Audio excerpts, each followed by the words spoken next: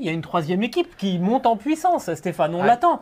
C'est peut-être pas un duel qu'on va avoir, c'est une bataille à trois peut-être qu'on va Moi, avoir. je pense, j'en suis quasiment persuadé.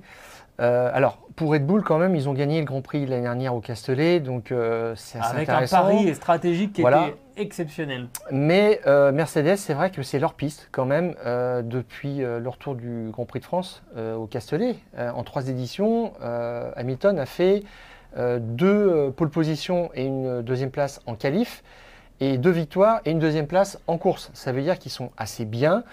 Je ne suis pas persuadé qu'il aime beaucoup ce circuit-là. Il ne l'aimait pas du temps du GP2 quand il y avait tourné ou quand il faisait des essais en Formule 1.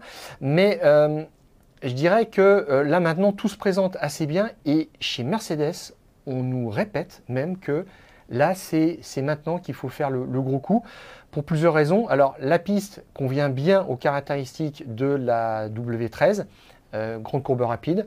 Et puis, surtout, elle n'a pas de bosse. Elle est lisse. Voilà. Donc, chez Mercedes, ils vont pouvoir rouler assez bas, comme à Silverstone.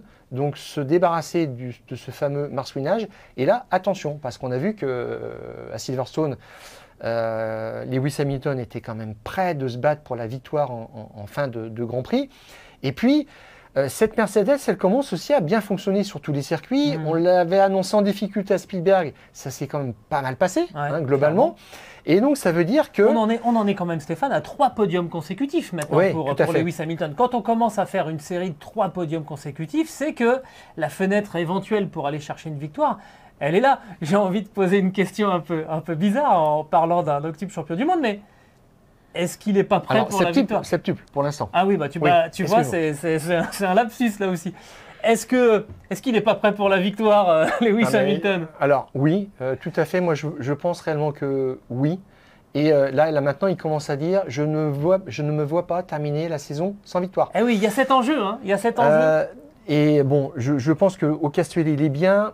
C'est un pilote qui est technicien, mais surtout qui aime beaucoup faire des expériences. Il fait que ça. Cette année, en termes d'essais de pièces techniques, c'est quelqu'un qui varie beaucoup ses trajectoires pour aller chercher le dernier centième de performance dans sa voiture.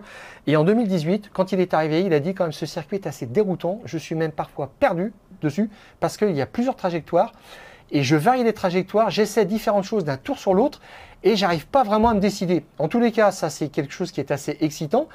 On a vu que ça fonctionnait bien quand même l'année dernière par rapport à Verstappen. Il a trouvé des solutions. Et puis je dirais que ça va peut-être aussi faire un petit peu polémique. On va voir s'il ne va pas y avoir des problèmes aussi un petit peu de track limit, comme on en a eu à Spielberg. Voilà, je pense peut-être au Est de la Virée ou des choses comme ça où certains pilotes passent un petit peu large, et où là, ça va peut-être faire débat, on verra bien.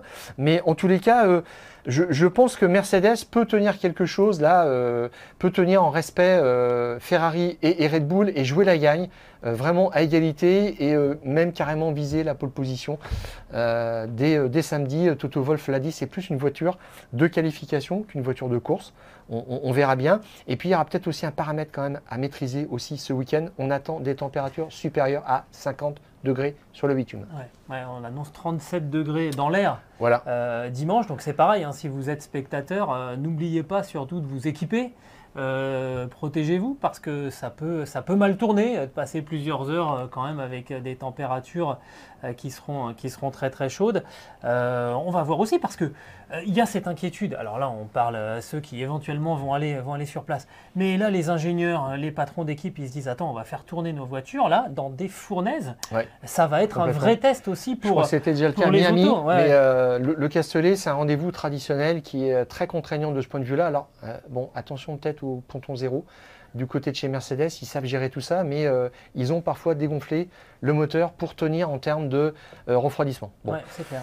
En tous les cas, ils ont aussi refait le stock de pièces détachées parce qu'ils ont dit après les 2 casques quand même assez spectaculaires des qualifications, à Spielberg, voilà, ils ont dit nous on n'a plus rien. Ils avaient même ressorti une ancienne spec d'aileron pour Russell et Hamilton avait poursuivi avec le nouvel aileron parce qu'ils avaient cassé tout simplement les 2 des 3 nouveaux ailerons, donc il n'en restait plus qu'un. Et là maintenant, normalement, les 2 voitures sont dans la même configuration. Donc à voir pour savoir un petit peu maintenant comment est-ce que elles vont être bien aussi. Est-ce qu'on va être bien en VMAX? Ça sera aussi à voir. Grande ligne droite du Mistral, entrecoupé d'une chicane, mais avec un petit peu de vent aussi annoncé. Oui, alors on verra exactement dans quel sens, hein, mais ça aussi, ça peut jouer. Mais je pense qu'il y a plusieurs critères en tout cas favorables à la Mercedes par rapport à la Red Bull. Elle a d'habitude une demi-seconde de retard. On sera peut-être beaucoup plus proche, 1 ou 2 dixièmes simplement des meilleurs. Mais en tout cas, on sent que le discours a clairement changé au sein de l'équipe Mercedes. On va voir donc Ferrari, Red Bull et Mercedes